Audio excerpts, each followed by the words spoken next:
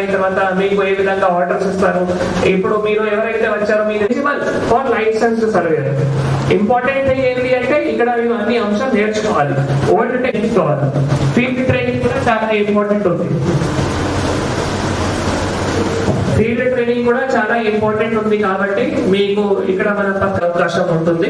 So మీరు అందరూ కూడా ఈ ఏవైతే 15 days ట్రైనింగ్ ఉన్నాయో జరుగుతాయి. మీరు డౌట్స్ తప్పకుండా దయచేసి క్లియర్ చేసుకోవాలి. డౌట్స్ మళ్ళీ ఎవరి దగ్గర ఉంటే తర్వాత మళ్ళీ ఎగ్జామ్ రాసే ఎవరైతే ఉన్నారో అందరూ తప్పకుండా నేర్చుకొని మళ్ళీ పాస్ అవ్వాలి. So that you can get the. మీరు ఇంతకు ముందు కూడా నాకు తెలిసిన వరకు ఈ ఫీల్డ్ లో పని చేసి ఉండొచ్చు. చేసారా? ఓకే, ఎంతమంది చేసారు? మార్నింగ్ మనం 9:30 నుంచి మళ్ళీ 1 వరకు సెషన్ ఉంటుంది. కొన్ని రోజులు మళ్ళీ ఫీల్డ్ ఎప్పుడైనా వెళ్తామంటే మార్నింగ్ 8 నుంచి 8:30 స్టార్ట్ అవుతాయి. ఒక బ్యాచ్ స్టోరీది ఉంటుంది, ఒక బ్యాచ్ ఫీల్డ్ది ఉంటుంది. సో డిఫరెంట్ టీమ్స్ ఉంటాయి, 2 different బ్యాచెస్ ఉంటాయి కాబట్టి చాలా ఇంపార్టెంట్ ఉన్నాయి. మరి మీరు కొద్దిగా అబ్సెంట్ అవుతారు, లేదా ఏమైనా ఫంక్షన్ అయింది రాను అది అది అంటే you will not be able to pass. So attend. Okay,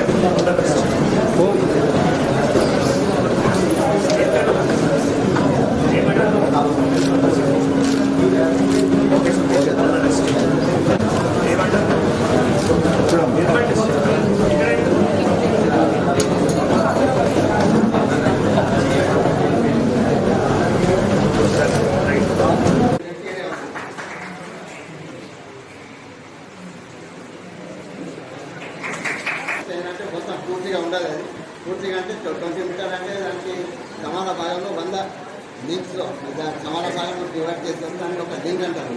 ఒక లింక్ వచ్చి మనకు ఒక లింక్ అంటే మనకు 10 మార్క్ ఉంటుంది. అంటే నేను 10 ఒకటి మన దగ్గర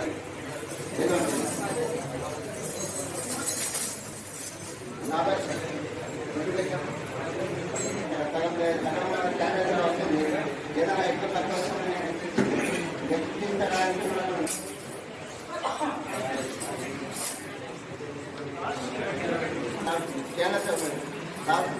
ఆడవసరం మార్పు పెట్టాలి. ఇక్కడ ముంగట పెట్టాలి, ముంగట పెట్టాలి. ఎంత అడిగేవాళ్ళకి వస్తాడో ఆయన తీసుకుంటాడు, ఆయన దగ్గర ఉంటుంది. దీంట్లో ఈ హెడ్ 90 degrees కట్టే ఉంటుంది.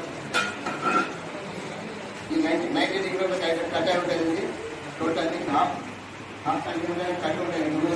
ఈ గ్రోత్ 90 degrees కట్టే ఉంటుంది. మొత్తం ఇదే మనం క్లాస్లో సరిగా వేసి కరెక్ట్ చేస్తే ఏదో కూడా కరెక్ట్ వస్తుంది.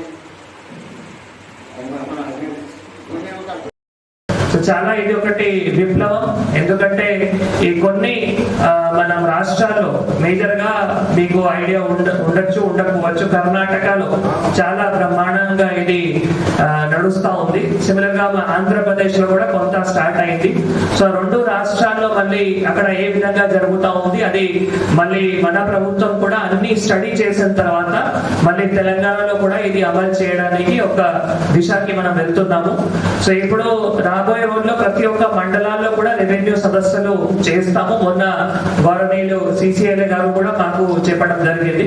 సో భూభారతి చట్టంలో బేసికల్ గా ఒక 2-3 అంశం ఉన్నాయి. దాంట్లో సర్వేయర్స్ రోల్ చాలా కీలకమైన ఉంటుంది.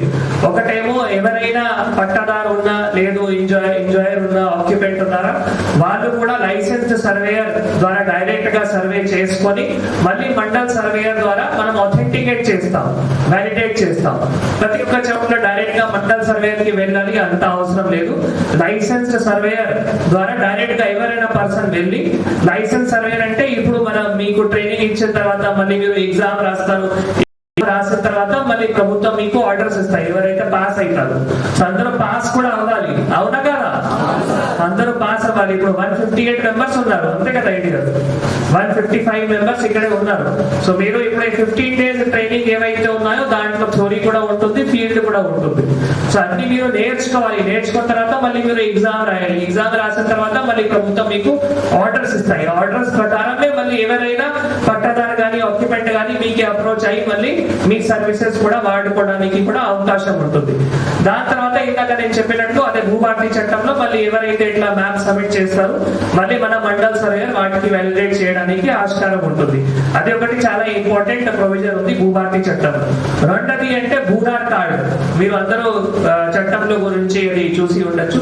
సో భూధార్ కార్డులో అంటే మీ ఎవరైనా పట్టాదారు భూమి ఎక్కడ ఉంది అవి తెలవాలి అంటే భూధార్ కార్డు ఒకటి మన మార్గం. భూధార్ కార్డులో బేసికల్ గా విస్తరణము, తర్వాత లాటిట్యూడ్, లాంగిట్యూడ్, అవి అన్ని వివరాలు కూడా ఒక యూనిక్ ఐడి కార్డు కూడా ప్రతి ఒక్క పట్టదారికి ఇవ్వడానికి ఆస్కారం ఉంటుంది. సో అవి కూడా తయారు చేయాలి అంటే తప్పకుండా మీ రోల్స్ చాలా అవసరం ఉంటాయి. మీ రోల్స్ కూడా చాలా కీలకమైన ఉంటుంది. నాకు తెలిసిన వరకు అది అంటే మోడర్న్ అడ్వాన్స్ టెక్నాలజీస్ తోనే చేయాల్సిన ఉంటుంది. ఇప్పటి వరకు మనం అంటే జనరల్ గా ఇది ఈ స్టాఫ్ మెథడ్ తో మాత్రమే చేయడం జరిగింది. కానీ ఇప్పుడు డిజిపిఎస్ టెక్నాలజీ కూడా ఉంది కాబట్టి దాని ద్వారా మళ్ళీ భూధార్ కార్డు లో ఇవన్నీ ఒక్కొక్క పార్సల్ కి మనం క్లియర్ గా location, latitude, longitude and extent తో సహా భూధార్ కార్డు కూడా తయారు చేయడానికి ఆస్కారం ఉంటుంది. భూధార్ కార్డు కూడా తయారు చేసి మళ్ళీ ఫ్యూచర్ ఇంకా ఎట్లా ఉంది అంటే ఎవరైనా తహసీల్దార్ దగ్గర రిజిస్ట్రేషన్ కానీ మ్యూటేషన్ కానీ చేసేటప్పుడు నక్షతో సహా వెళ్ళాలి. నక్షతో సహా వెళ్ళిన తర్వాత క్లియర్ గా ఐడియా ఉంటుంది. ఎవరైతే కొంటున్నారో వాళ్ళకి ఐడియా ఉంటుంది, ఏవైతే అమ్ముతున్నారో వాళ్ళకి కూడా ఐడియా ఉంటుంది భూమి ఎక్కడ ఉంది. భూమి లొకేషన్ చాలా ఇంపార్టెంట్. మన దగ్గర చాలా ప్రాబ్లమ్స్ ఏమున్నాయి అంటే రికార్డ్ లో పేరు ఉన్నాయి కానీ భూమి ఎక్కడ ఉంది తెలియట్లేదు. లేదు పట్టాదారు పాస్బుక్ లో ఉన్న ఎక్స్టెంట్, రికార్డ్ లో ఉన్న ఎక్స్టెంట్ మ్యాచ్ చేయట్లేదు. ఇవి అన్ని ఎందుకు సమస్య ఉన్నాయి అంటే వి డోంట్ హ్యావ్ మ్యాప్. ప్రతి ఒక్క దానికి మనకి లొకేషన్ లేదు, మ్యాప్ లేదు. అదే పరిష్కారం చేయాలి అంటే తప్పకుండా ఒక మ్యాప్ ఉండాలి. మ్యాప్ ఉంటే మళ్ళీ రిజిస్ట్రేషన్ చేసేటప్పుడు ఆటోమేటిక్ గా బయర్ అండ్ సెలర్ ఎవరైతే ఉన్నారో వాళ్ళకి ఐడియా ఉంటుంది. దాని ప్రకారం ఇట్లా ఫ్యూచర్ లో భూ సమస్య రాకుండా కూడా మనం మాక్సిమం పరిష్కారం కూడా చేయడానికి ఆస్కారం